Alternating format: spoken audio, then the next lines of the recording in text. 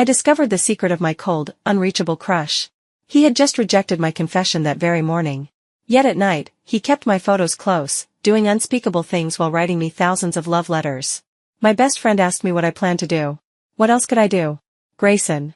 Since you've handed me such a perfect piece of leverage, then you can suffer a little, feel what it's like to go crazy with jealousy over me. After Grayson rejected my confession again, I decided to climb over his garden wall into his bedroom and steal a pair of his underwear as a souvenir. I had just opened a drawer when a flood of bullet comments suddenly appeared before my eyes. Oh my god. Ivy actually came to steal Grayson's underwear. Ha ha ha Ivy. Listen, if you reach in just a little deeper, you won't just find Grayson's underwear. You'll also find the lingerie you dropped a few days ago. You have no idea how twisted this well-behaved top student really is. Every night he has to stare at your picture and use your clothes to comfort himself before he can fall asleep. He keeps refusing your confession only because he's insecure. Afraid that once you learn what he's really like, you'll despise him, hate him, and eventually abandon him. I was so startled I nearly dropped the drawer. I hurriedly called my best friend to report the situation. She was at a bar groping a young male model's abs. Hearing my description, her hand trembled violently. Holy crap. No wonder you kept losing your underwear these past few days. It was Grayson? That little pervert. Make him pay you back. I coughed twice. She snapped back to her senses. Crap, I forgot you're a little pervert too. A pervert meets a pervert. A sick yandere meets a sick yandere. What now? Shouldn't you two just get the marriage certificate tomorrow? I studied Grayson's underwear. The size was very satisfactory. But that didn't mean I should let him off so easily. Righteously, I declared, no. He rejected my confession twice. He needs to experience what it feels like to almost lose me. To stay awake all night, jealous, frantic, miserable, unable to sit still, and then drag me into his basement, chain my ankles, cry while kneeling at my feet, begging me not to abandon him. My best friend gave me a thumbs up. God, who can out-pervert you? Inside Grayson's bedroom, I finalized my plan.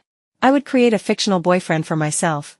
Someone absolutely perfect, wealthy, handsome, brilliant, gentle, head over heels for me at first sight, with a dangerously strong possessiveness. To appease this imaginary boyfriend, I would have to cut off all contact with Grayson. Saying it meant doing it. Reluctantly, I put the underwear back. I returned the love letters to the drawer, making sure everything was placed exactly as before. Then I climbed out from the villa balcony. Fortunately, it wasn't too high. At this hour, Grayson was probably still in the lab running data. And wouldn't notice anything. I slept wonderfully that night. The next morning, I didn't wake until past 10 a.m. Completely skipping theoretical physics, Grayson's major course. I used to attend it religiously, always sitting beside him, poking his shoulder from time to time, tickling his wrist, whispering gossip about our school. Clinging to him was my specialty. But today I vanished for the entire morning. It wasn't until noon that I appeared at the back door of the lecture hall. His friends were shocked. They dragged Grayson over immediately. Ivy, why didn't you come to class this morning? Were you sick? Or did you and Grayson fight? He was so worried. Thought he did something wrong. Don't be fooled by that stubborn mouth of his. Last night in the dorm, we even heard him coughing twice like a little pitiful kitten. Grayson lifted his head, frowned, and shot the guy beside him a murderous glare. He turned toward me, about to explain. I cut him off. Oh, it's nothing. I just stayed up late having fun with my boyfriend last night. And couldn't get out of bed this morning. Oh, right. I won't be attending this class anymore. My boyfriend's a bit jealous. You get it, he minds. So, Grayson. I took a workbook from my bag and handed it to him. Here's your calculus mistake book. My boyfriend said he'll tutor me from now on, so I won't trouble you anymore. Let's stop contacting each other. Bang. The notebook fell onto the floor. Grayson looked up at me, stunned. Completely frozen, his body trembling slightly, unable to say a single word. His friends reacted first, erupting around him. They all knew me well. I often came to find Grayson, and they secretly rooted for us. Now they bombarded me with questions. Oh my god, is this real? Ivy, you never mentioned anything. What kind of guy is he? When did you two start dating? But wait. Didn't you confess to Grayson recently? Someone elbowed the speaker, cutting him off. Everyone knew about my confession, but out of consideration, they usually didn't bring it up. I nodded calmly. Yeah, but later I realized Grayson and I aren't really compatible. Luckily, my boyfriend stayed by my side those days. That's when I finally realized what I truly want. Silence fell. Even the strongest shippers couldn't say a word. Grayson's face turned deathly pale. He lowered his head, speechless. I waved lightly, gave a breezy smile, and walked away. At the corner of the hallway, I slipped aside and peeked back. Bang. Yep. Grayson fainted on the spot. Oh my god. The male lead's been triggered. Holy crap. Ivy's move is brutal. Grayson's cold persona won't survive this. Hurry up. Fast forward to his villain arc. I want the paid content. Paid content, in what genre exactly? The bullet comments I thought had quieted down were suddenly lively again. Grayson's friends panicked around him.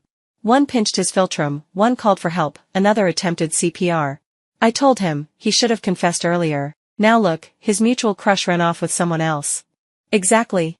What's wrong with being a little dark and twisted? Who isn't these days? Maybe Ivy even likes that type. After all that chaos, Grayson finally woke. Perhaps he heard something, because the moment he opened his eyes, he grabbed the arm of the guy beside him and weakly called my name. Where's Ivy? I heard her voice. Did she come back to see me? His friend flung his arm away and rolled his eyes. Ivy.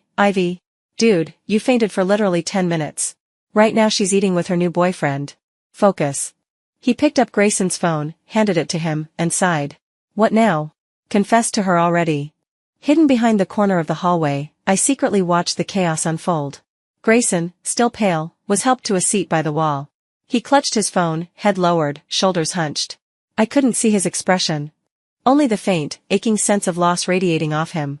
After a long moment, he gently shook his head and whispered, No, not now. She just started dating someone. If I confess now, wouldn't I become the third party? And if she turns me down, I won't even be able to stay her friend. My image as a proper, decent person would be ruined. I can't let that happen. Then he pressed his palms together, hands shaking as if praying to the heavens. Maybe Ivy is just playing around. I believe. She wouldn't fall for someone else that quickly. They'll break up soon, they have to. I curled my lip. Impressive. This man really knew how to act. Apparently, my previous tricks weren't enough. I needed to give him a real sense of crisis. Make him truly believe he was about to lose me. So that night, to prove I was serious about my new boyfriend, I posted a very ambiguous moment to my social feed. In the photo, I was clinking my wine glass against another raised wine glass. The caption read, A beautiful night. The luckiest thing in my life is meeting you. I hope we can walk through life hand in hand. Love you. Within minutes, busybodies flocked to it. What's going on? Who's the other person? Is she dating now? Is it Grayson? No way. I just saw him writing his thesis in the library. He's definitely not drinking somewhere. Guess you haven't heard. Ivy doesn't like Grayson anymore. She's seeing someone new. Across from me, my best friend quietly put down her wine glass. As the only insider, she had just enthusiastically helped me take a fake but convincing official announcement photo. Now she grinned slyly. Baby, this move is amazing. Everyone thinks you've stopped chasing Grayson. I bet he's losing his mind. So, what's the next step? I was already registering a new WeChat account, using a clean, handsome male avatar downloaded from the internet. I changed the nickname, then posted another angle of tonight's wine photo on the fake account's moments. My girlfriend looks so adorable when she's tipsy. Then I searched for Grayson's number and sent him a friend request. I blinked mischievously. Time to stir the pot a little more. When I returned to the dorm that night, I found that Grayson had already accepted the request. He immediately messaged, Hello. Do you need something? This late at night, the library was already closed. He had definitely seen the fake account's moments. And guessed who it was. Yet he still pretended to be calm and aloof. Admirable. Truly admirable. Lying on my bed, I began typing, Hello, I'm Ivy's boyfriend. I heard you're his friend, and also a local. Could I ask you something? We saw that the new amusement park here has fireworks and a parade at night. We're planning to go this weekend. Do you know the best way to get there? Something about this message must have hit a nerve. On his end, the chat bubble kept showing typing, for several minutes, yet no message appeared. I got bored and opened the bullet comments. They were already buzzing. Baby Ivy is wild. Going on a date. And asking the male lead for directions? Grayson's brain is short-circuiting. He can't even type a full sentence. Why help the boyfriend of the person you like? Ha ha ha, don't mind him. Let's see how long he can keep pretending. After around 10 minutes, Grayson finally replied, The one in the suburbs is pretty far. Driving there is inconvenient. It'll take at least 2.5 hours one way. And the fireworks are at midnight. If you two go, how will you get back to school afterward? Back to school? I smirked and typed, It's the weekend. I'll just stay out with Ivy for the night. There are plenty of hotels nearby. And that was when Grayson absolutely exploded. He didn't even bother typing. He sent a 60-second voice message in one breath. What? You're staying out overnight? You're still students. How can you do something like that? Did you even talk to Ivy about this? What did she say? No matter what she thinks, as a man, you shouldn't be suggesting something like this. You are disgusting. Absolutely disgraceful. I'm reporting you to school authorities. And I won't allow this. Keep dreaming. This kind of filthy behavior will never succeed. My God. This was the first time I'd ever seen Grayson like this. Where was that calm, emotionless aura of his? That half-dead expression he always carried? So he'd only been pretending in front of me. Exciting. The boyfriend persona immediately argued back. Grayson, what do you mean by that? Ivy and I are dating. What's wrong with spending a night together? Oh. Don't tell me you've never dated before. And don't know what couples do overnight? It's not just holding hands and kissing, you know. Anyway, you being upset won't change anything. Who are you to be anxious about us? After that, Grayson went silent. Of course he did. He was just a classmate who had rejected me twice. Who was he to dictate my love life? This was checkmate. Satisfied, I closed my eyes and drifted off to sleep. But before that, I told my best friend to buy 2 amusement park tickets for the weekend. If we were acting, we had to commit to the act. Couldn't let anyone spot the cracks. My best friend, always reliable, had no objections. But on the day of departure, her father suddenly called her back home. Her arranged fiancé had returned to the country. And wanted to meet her. So she had to leave. That left me alone, and going to the amusement park alone sounded boring. I drove around, found a random hotel, checked myself in, and slept like a log. When I woke up later that evening, refreshed, I opened a food delivery app, planning to eat while watching a movie. Only to discover that in the past 10 minutes, Grayson had called me. Over a dozen times. My phone had been on silent while I slept, so I hadn't heard a thing. Thinking something urgent had happened, I was about to call back when bullet comments suddenly popped up again. Refreshing rapidly. Ivy, don't panic. We're watching everything outside. All is normal. Grayson is freaking out. He thinks you're actually staying at a hotel with your boyfriend. He drove to the amusement park in the middle of the night. And is now searching every nearby hotel. He hasn't found you. And is currently sitting on the steps crying. A merchandise vendor thought he'd been dumped. And even gave him a balloon to comfort him. That made him cry even harder. He kept saying you ran away with someone else. I'm dying. Trust us. He'll call again. Whatever you do, don't pick up. Let him suffer. Sure enough, 2 minutes later, my phone lit up again. Ah yes. This situation? I was an expert. I immediately muted the call. And played dead. Let him spiral. He deserved it. After wandering around the mall near my hotel for a while, I returned to campus just in time for Monday lunch. And the moment I reached the dorm, I saw Grayson. He was standing under the girls' dorm building, wearing the light blue hoodie I'd once given him. He looked exhausted, weighed down with worries, his dark circles stark under his eyes. Hands stuffed in his pockets, he paced back and forth, over and over again. It wasn't until he caught sight of me that he froze in place and softly called out my name. Ivy, you're back. Pretending I didn't know a thing, I smiled brightly, waved at him, and walked over casually. Yeah. What are you doing here? Looking for me? Oh right. I saw you called me a bunch of times last night. I was kind of busy, didn't hear it. Was it urgent? Nothing serious, I hope? Maybe it was my nonchalant tone. The bullet comments immediately lit up again. Oh, our baby Ivy finally learned how to play hard to get. Ha ha ha, totally ignored your calls on purpose. Now what, Grayson? You think he'll tell Ivy the truth? That he searched for her all night and cried at the amusement park? Yeah, I don't think so. The guy's too good at keeping up his image.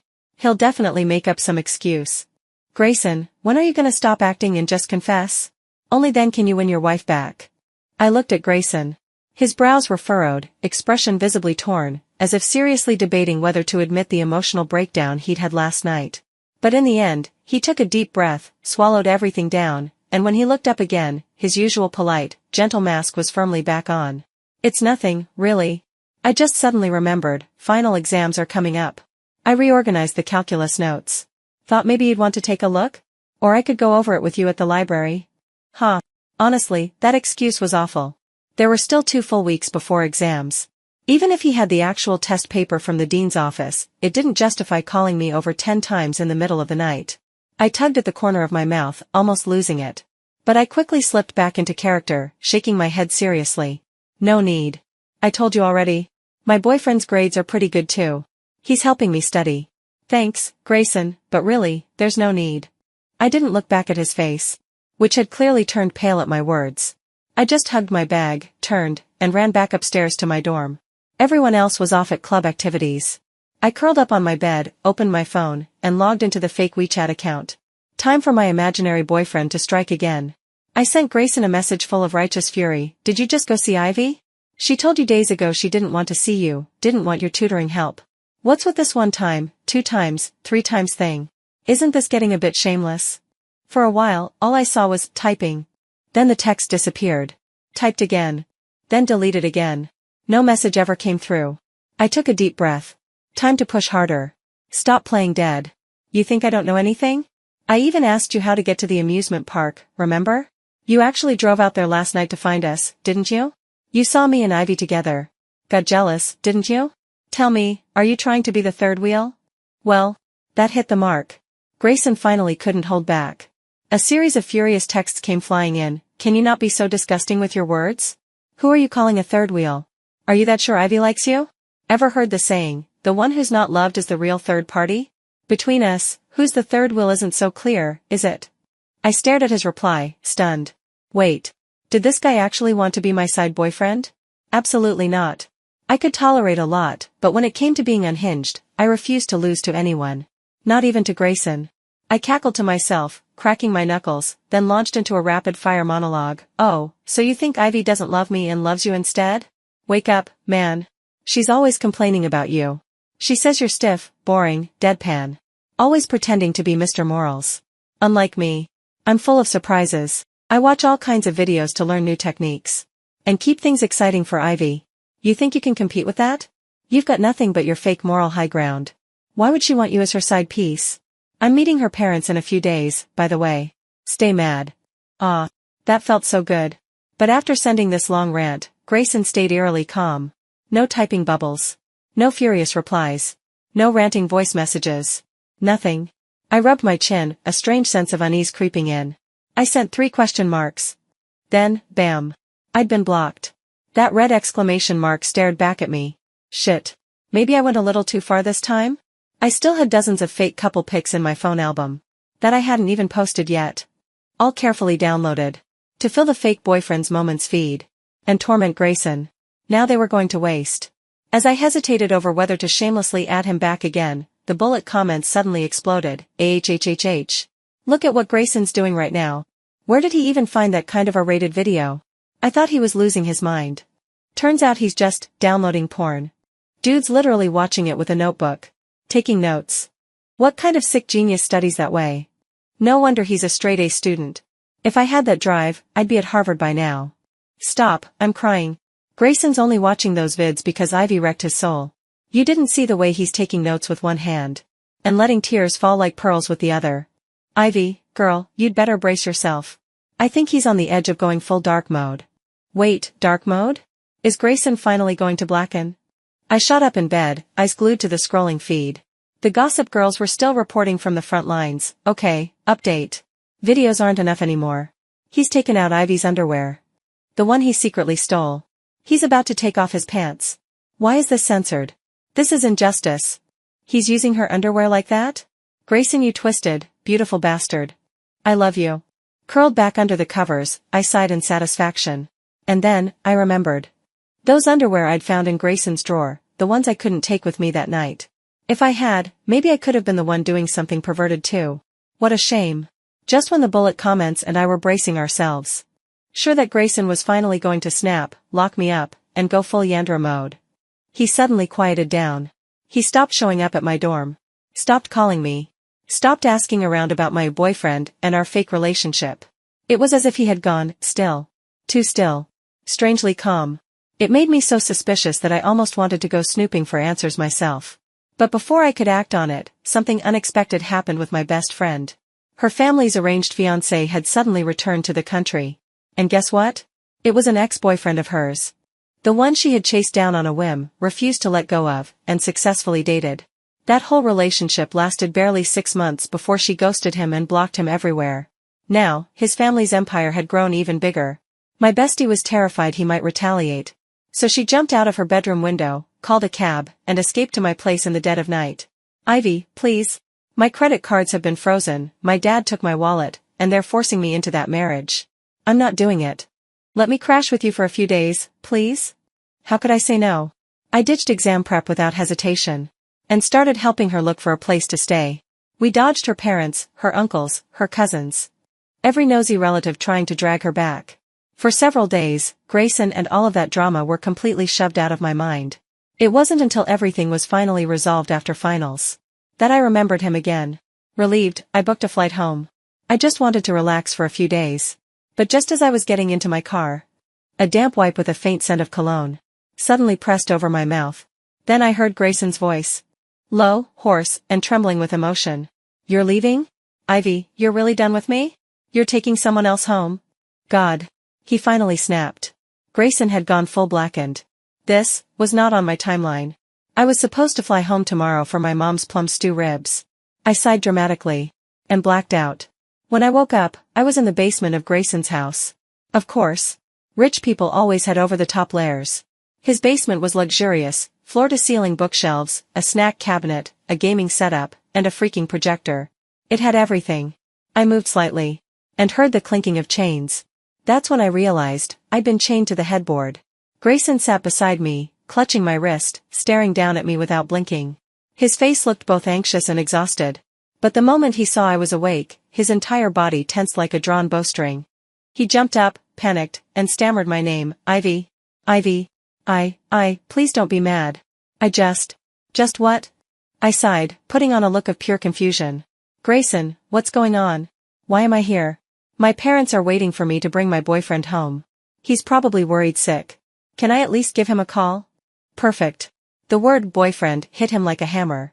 Grayson closed his eyes, unbuttoned the top 2 buttons of his shirt, and took several long, shaky breaths. When he opened them again, the cold, uptight, emotionally repressed top student was gone. In his place stood someone completely unhinged. He crawled onto the bed on his knees, ran a hand over the chain, then yanked it, pulling me into his arms, pinning me beneath him. Ivy. You started this. You don't get to leave me. Oh my God. Even I, certified weirdo that I am, had never seen a scene like this before. Grayson's eyes were red, his lashes trembling like he was about to cry. He grabbed my hand, placed it against his waist, desperately offering himself up. Ivy, look at me. I've done my research. I'm not clueless anymore. Whatever you want, whatever you like. I can do it. I'll try it all. Even if you don't want him to know. I can keep the secret. Tears fell from his eyes like loose pearls, landing on the back of my hand. I'll hide in the corner if you want. Just don't leave me. I'll be your side lover if I have to. The bullet comments exploded. This is it. This is what it looks like when the cold prince falls from grace. I can't handle this. Somebody comfort him already. He's shattered. He's actually afraid he can't even be her side piece. Forget us, we're all crying. Look at this good boy stripping and begging in front of her. Even I couldn't keep up the act anymore. In the next moment, I flipped positions. Ran my hand over his abs. And pushed him down beneath me. Really?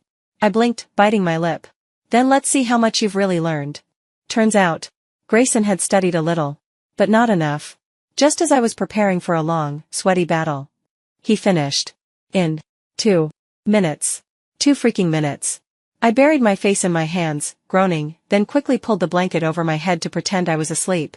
But not even a minute passed before I heard sniffling. Grayson was crying, silently wiping his eyes, and tugging at the edge of the blanket. Ivy, I'm sorry. I was just too excited. It was my first time. Can you give me another chance? This isn't the real me. Please. Sure, that's what all soft boys say. But the way Grayson looked. Red-rimmed eyes, teary cheeks, nuzzling his face into my neck like a lost puppy finally finding home. It was impossible to stay mad. I promise I'll hold back this time. Ivy, please don't be mad at me. I turned over, slipped an arm out from under the covers, and gently wrapped it around Grayson's back.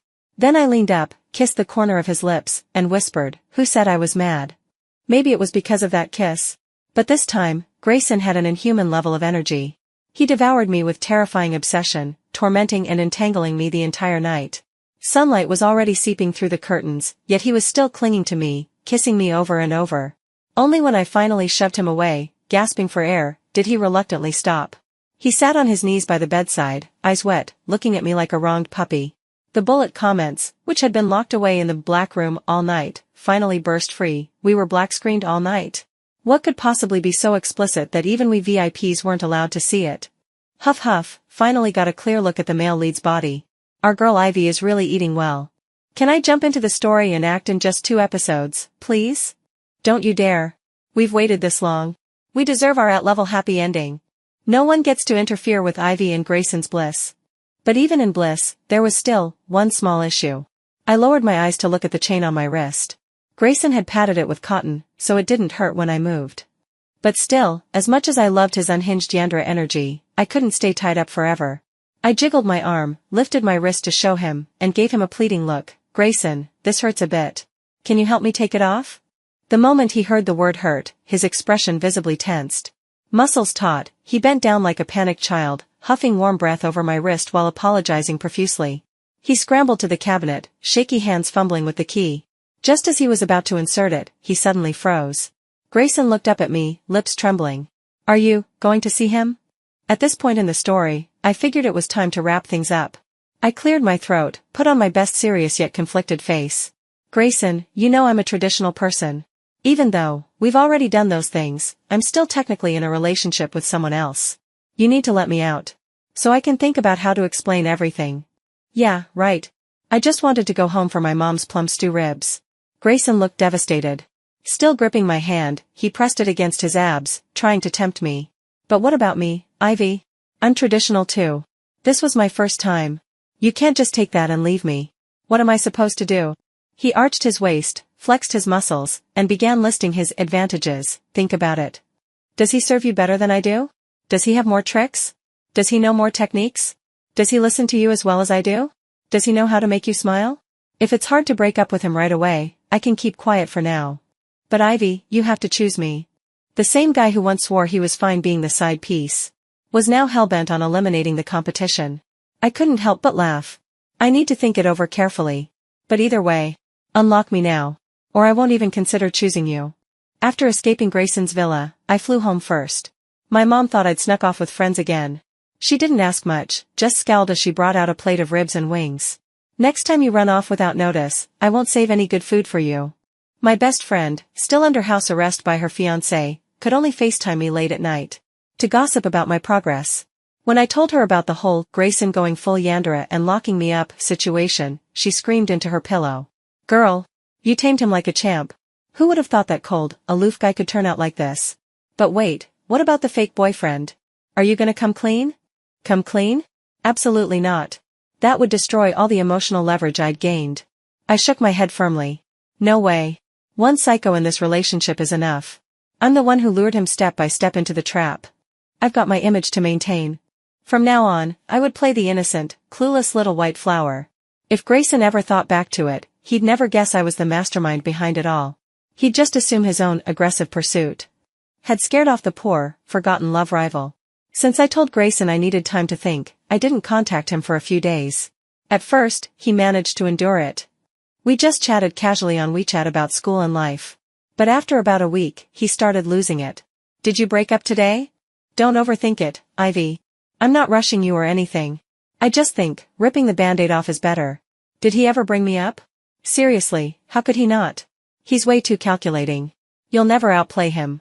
Unless, wait, did you change your mind? No. No, that's impossible. You promised you'd take responsibility for me. How could you regret it? I gave you my first time. Baby, please, just say something. Awwa. His string of awwa-awwas reminded me of him kneeling on the bed, eyes red, tears falling like pearls. I couldn't take it anymore. I closed the chat window, opened a flight app, and booked a ticket back to campus. Coincidentally, that day was Grayson's birthday. As soon as I landed, I took a cab straight to the villa. On the way, I picked up a slice of cake and a bone to bribe the aggressive German shepherd guarding his estate. I snuck in through the garden and climbed up to his balcony. It was my second time breaking into Grayson's bedroom. And I had to admit, I was getting pretty good at it. Peeking in through the curtain, I saw him sitting at his desk, staring intently at his phone. I couldn't see his expression, but it looked like he was waiting for something. A few moments later, 2 new messages popped up on my screen. Do you know what day it is today? Never mind. It's not important, but I miss you. A lot. I muted my phone, tiptoed behind him, and suddenly wrapped my arms around his waist. Who says it's not an important day? Isn't it the birthday of my one and only boyfriend? Grayson jumped from surprise. But once he processed what I said, his expression changed completely. He turned around and hugged me tight. All the confusion, fear, and hesitation melted away, replaced by pure joy. You mean me? Ivy, am I really your one and only? You chose me? That means I can finally be with you for real now. I cupped his face, kissed the corner of his lips, and told him clearly, yes, Grayson. There's no one else. You're the only one I've ever loved. It's always been you.